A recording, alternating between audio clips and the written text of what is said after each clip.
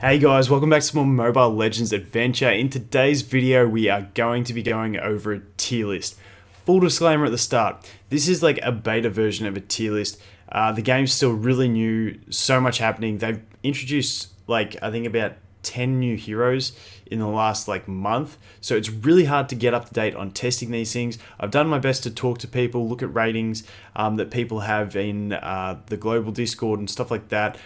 Just basically get a feel from people for the heroes that I don't have and haven't been able to test myself, because obviously you need them fairly well built to test them properly, and I'm just not whaling hard enough to do that with all the new heroes, with how quick they bring them out. I don't think anyone is. They just bring them out too fast. So this is going to be the tier list. Just like I said, there'll probably be multiple revisions of this, and we'll keep working towards a better tier list. But I just wanted to get something out there for everyone, just a rough idea of where it's at. And I'll do my best to explain my decisions as we go through the tier list. And 100% there will be people with different opinions. Please leave them in the comments below, and I'll use that in consideration when I'm making the next revision of the tier list. I'm also planning on making a website in the next week or so. So when I do, I'll have all these tier lists on the website, and I'll keep it updated. So if you're watching this in the future and I have created that website, I'll leave a link to it, and then as I make changes,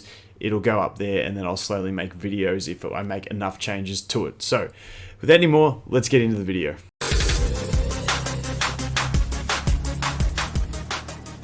Okay, so here we have it, S tier. I feel like the first three are no-brainers. Alice, just an amazing carry unit. Super strong, great damage, great self-sustain. Just can carry any team, so absolutely amazing. Estes, pretty much the only healer in the game, which puts him instantly up there because most teams need a healer. There is one other healer, Rafaela, who does end up being in this tier list. What I forgot to mention was that this tier list doesn't contain all the elite heroes. I can make a separate tier list for them. It only contains the ones that I feel really do compete with these epic heroes. So not all the elite heroes are in it, but we can do another video for that. It was just getting too many heroes to throw in, and then those guys, all those elite heroes would just drop into their own tier down the bottom pretty much. So that's just disclaimer. So Esther's only real healer in the game. Any content you need a healer, you're going to need a healer. So take Estes. There is some situations where you don't need a healer, but you know, being the only healer, he just gets put in there. Angela, amazing support. Doesn't work if you're using a full physical team as well, because it's all about her giving that extra magic attack and all that stuff. But if you're using any mage damage dealer or anything with magic damage dealing, you're pretty much set with Angela. She's a fantastic support. I just wish I had more copies of her on my account. The next one, Gatto. Now, Gatto is one for me. I've had him from the start of the game, and he's sort of been at my highest star level with the rest of my team as I've been building him. And it wasn't until I got around this 9-star stage where he started to really shine. Earlier than that, he was just a bit too squishy. Yeah, he did a bit of decent damage, but it just didn't work. But I feel like once I got to this 9-star stage and started getting some better gear and just better all-round stats, like everything got higher, everything, I don't know, all the damage got a bit slower, so his passive has time to kick in. He does really good damage now. And obviously his counterattacking is fantastic. Before level 81, when you do get your passive, he's not that great because he has no sustain. But then the sustain starts kicking in, he starts giving himself extra defense, and he just really works well. Before 81, I definitely think Lolita is a better tank option. But yeah, he just really does shine in those later stages. And this is where I said with the tier list, it's going to start changing up a bit, because as we get further into the game, we learn more, and we will end up probably doing tier lists for X level to X level, X level to X level. You know what I mean? It's going to go for a while. But the next one we have is Clint. Clint's just in there because he's a really solid single target damage dealer. You do have other things. I'm trying to think of the name at the moment. Let me look on my phone for a second because I can't get into the other one. Things like Leslie. Now, Leslie's really nice. She could quite easily swap with Clint. However, the Leslie attacking the enemy with the lowest HP, sometimes good, sometimes really bad. Clint, you're just always getting good damage, so that's why I put him in there. And then Argus. Now, sorry for the black and white picture. I don't have an Argus. I just clipped these out of the game. I'll get better pictures and get it all sorted a bit better for you guys later. Argus, just some people say he's not that great. Some people say he's amazing. And I've been seeing a bunch of screenshots from people showing me their damage tallies and all that sort of thing. If you can get your best gear on Argus, get him out leveling your other heroes to really just carry your team, I feel like he is one of those top units. Like I said, I haven't tested him. This is just through talking to people and getting opinions. But his self-sustain is ridiculous. He just goes invincible, then heals up the damage taken, and then goes invincible again, and then heals up, and so on and so forth. But you will get into situations where he just dies. That's where you might have to change up your formation a bit, try and make it so that he doesn't die too early in the fight, and stuff like that. So he's in there. Like I said, some people might think he's not. I think a lot of people do think he should be in there. So that is going to be it for the S tier. And when I looked at this tier, just to give you guys an idea of what I wanted in here, I figured you just want to see the best healer, the best support, the best tank, and the best DPS. That's where the Estes, Angela, Gatto, and Clint come in. Clint, arguably not the best DPS, but he's just a real solid unit that can slot into a lot of teams. That's why I do really like him. Marshall isn't one that has much competition. So that's another reason why he goes up there. Yes, Lancelot's competition, but when you look at progression, you're normally going to be building rainbow teams because it gets hard with fodder. And being Marshall damage dealer, he just fits in really well compared to a lot of the other Marshall options. Obviously, Elemental, you're going to have that Estes. And then Mech, you're going to have Angela because she's amazing. Light, you're going to have Gatto or Rafaela, depending on how you work it. But that is basically why we went for what we went for in the S tier. Moving on to the A tier. This does go through to D tier. So A tier, we got Velo. Now, he's one that I haven't tested myself, but fighting against him, looking at his base stats, seeing his skills with the control, great AoE damage, great control, just all around really solid damage dealer. As far as AoE damage dealers go, he could probably squeeze into the S tier, but we didn't want to clog it up too much. Badang, new hero, really awesome just because he's got Illidan tattoos. Anyone plays World of Warcraft, I really like the design just because of that. But him, he's got his really good damage. He's got some stuns. He's got that ultimate which gives him a shield, which gives him immunity to CC. And what I've heard from people who've been using him so far, he is still very new, like I said. Just really, really good damage. So next one, Lancelot. Basically that back row sniper. Basically probably the best back row sniper at the moment. I do like Hellcurt as well, but Lancelot just has that huge damage. Not so good early game. He just sort of goes back there and melts. You need to sort of start getting some decent gear onto him and have some other support units to make him work. But if you do have the right team for him, he is fantastic. Next one, Lolita. Just an amazing tank. Great support for other allies. You can put her on the front row with an Alice. That'll give Alice a shield when she's going around. Lolita has that massive range stun, which is going to stun... It can actually stun your whole enemy team. Sometimes it might miss one enemy, but all around an amazing control tank, just great tankiness, great support, and great CC. Amazing tank, very close to S tier, but I just didn't put it because after I saw Gatto's damage and he's still got good control once he does go up, I find that getting that extra bit of damage is sometimes better than having that extra bit of tankiness. So next one, Leslie, spoke about her earlier. Great damage dealer. The targeting the enemy with the lowest HP, fantastic effect, can also hurt her a bit. Karina, great with basically dealing lots of damage and killing things, but then getting energy back to be able to kill things again. Kadita, great control, great damage, basically really interesting kit, and I love the way her passive is when she dies, she'll use her ultimate again and get some control and damage in there. Really, really cool. We'll call him Minster. I can't say this dude's name. But yeah, just reading his skills and talking to a couple of people who've used him, just really nice. Has that extra, some of those guards, gets the control, gets the damage, just a really good mix of damage and control is what I'm hearing, plus a little bit of tankiness from him to really support a team. So that is A tier summed up. I'm trying to go a bit quicker now because I feel like I took way too long on S tier.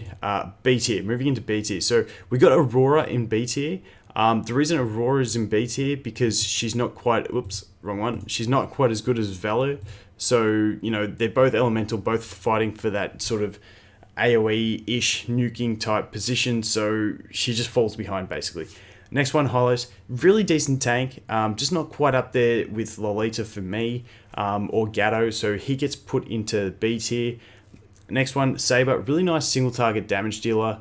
But once again, not quite up there to scratch with the with sort of the Clint and the why do I always forget her name? And Leslie. Not quite up there with them, but really close. So he's still a really good option, and he does have the added effect that he can go and attack the back row. However, not as good at that as old mate Lancelot. Man, too many names. Chang'e, basically, I wasn't too sure on her at all. Spoke to a couple of people. This is probably where they said she sort of fell in the range of. Like I said, I really haven't used her, so I haven't been able to test her. She does have some massive multipliers, but this is like one of those ones where let me know your opinions on her if you are using her, because I can shuffle that around, no worries. Xborg, no one's really used it, so skills seem really nice. Was really tempted to put him into A tier, but just because we haven't play tested with him yet and no one's really that sure, I just put him in B tier to be safe, but could definitely climb up. Carry is one that I could see quite easily going up to an S tier, A or S, based on content. So she's got that, she does all that massive damage to high HP enemies and the continuous debuffing to them. Absolutely amazing. Just no content yet that really needs that. If we get, like a really good raid boss or a guild boss or something like that, she could become the number one unit to use in those things. But as for campaign and the content in the game at the moment, just not quite needed at this stage with that damage. Better single target damage dealers for the content we do have out there. So that's that. Grok, once again, like Hylos, really good tank, just not quite as good as the others in my opinion. He has good support, but not as great as CC as Lolita. So similar levels of support, similar levels of tankiness, but the CC is just not quite as good. Helkut, he's another one that could have gone to A tier. I just put him in B tier because I feel like he's maybe just not quite as damaging, but his interruption with silences is amazing. Basically, every skill has a silence tied to it, so really, really nice. Like I said, could have been A tier, but anyway, you got to end up putting something somewhere. So the final unit in B tier for me is Rafaela. Now, if Rafaela was an epic hero, she'd probably compete with Estes for me, because her heal would be bigger because of the base stat bonus. Also, she has a really nice AoE stun. Like, it's like as one of her not passive, but one of her automatic skills is an AoE stun. And if you put her on the mid row, I find she can actually stun almost all your enemies, and that is fantastic. So her as a healer, even as just an elite hero, because there is such a lack of healers in the game, she definitely goes into B tier for me. Because like I said, sometimes I prefer using her to Estes. I'd rather use that Estes slot for something extra damage maybe, and then I throw her in. It was only in the last sort of week I got my Gatto to 9-star and decided to drop Rafaela, but absolutely amazing healer, and definitely anyone who has just started an early game, don't be afraid to use, even if you do have an Estes, do a double healer team. Very viable. I did that for about 2 months or so and really enjoyed it, and then I just started pushing for more damage. I'm getting tongue-tied because I'm talking a lot. But yeah, Rafaela, great healer. As we go down into the C tier. C tier is one I put in because I felt like these guys weren't as bad as the D tier, and they could be really good, but they're just in this weird spot. So I just sort of threw C tier in there and made it, well, I originally only went to C, but then I was like, it doesn't feel right having these guys down the bottom. So Gord is one, I absolutely love Gord. I think he's amazing. The thing with Gord is that his ultimate is unreliable on hitting all enemies. If you put him in the mid row by himself, he can pretty much hit all enemies, but he sometimes misses the back row.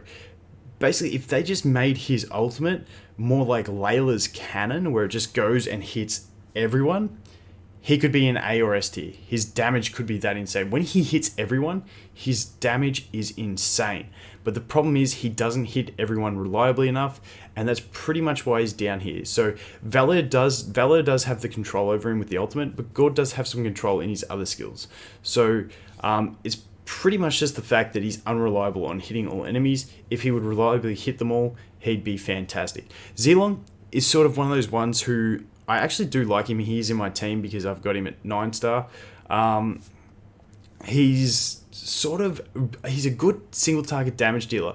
Once again, there's just better single target damage dealers out there. I feel like in a team, if you tried to go a team with no tank, he could be a pseudo tank, and that would put him up a bit higher. But I don't know, he's just in this weird spot where he's not quite as good as some of the other single target damage dealers, and it's hard. I feel like he needs longer fights is the big issue. So his ultimate buffs himself. So he might be another one of those ones who gets bumped up if we do get raid bosses or guild bosses or something like that are longer fights that he can really ramp up, use his ultimate, get his haste, get his attack, smack that target for a long time, then get the ultimate again and keep that consistent damage up. But until we do get that content, he sort of sits down here for me. And Lapu Lapu, he's one that I haven't personally tested. His skills look nice, but from this is another one of those ones that I've talked to people about. He's just sort of a little bit lacking in that he's got his two fighting styles, but neither of them, it doesn't synergize too well in combat. Like, he swaps between fighting styles. He might just be one that you need to really manual play and choose which style of fighting you're going to use with him. But yeah, just from what I've heard, it really can be decent, but really clunky and unreliable is what I've heard. So once again, he's one of those ones that I haven't tested yet. Then we move into the D tier.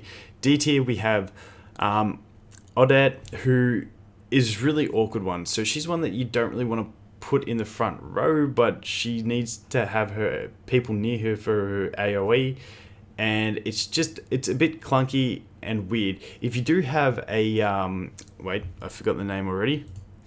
If you do have an Angela with you, she can be really good, but just nothing, just completely drops off compared to all the other damage dealers, because Angela with the other damage dealers is probably better. But yeah, she can still work really well, but just not quite clicking, for if that makes sense. Next one, Moscow. Not too bad, not a great kid, but his base stats are so low that it just makes him look yikes. So he basically sits there because he's got such bad base stats. The next one, Yisun Shin. He's one of those ones that I haven't really tested. I thought he looked amazing on paper, but from what I hear from people, his tanking isn't that great and his damage isn't that great either. Another one of those ones where they tried to give him two things to do. Bit of jack of all trades, master of none, doesn't really quite get in there. So that's why he's down there. Once again, him and Harley could definitely change because, I haven't really tested them. Harley was just one of those other ones that the general consensus seems to be like he's just underwhelming. So that's why he's in D tier as well. Akai just doesn't have anything that the other tanks have. Like, he doesn't have as good a support, doesn't have the good control, and doesn't have good damage. So he can tank, but just he doesn't have the stuff that all the other tanks have.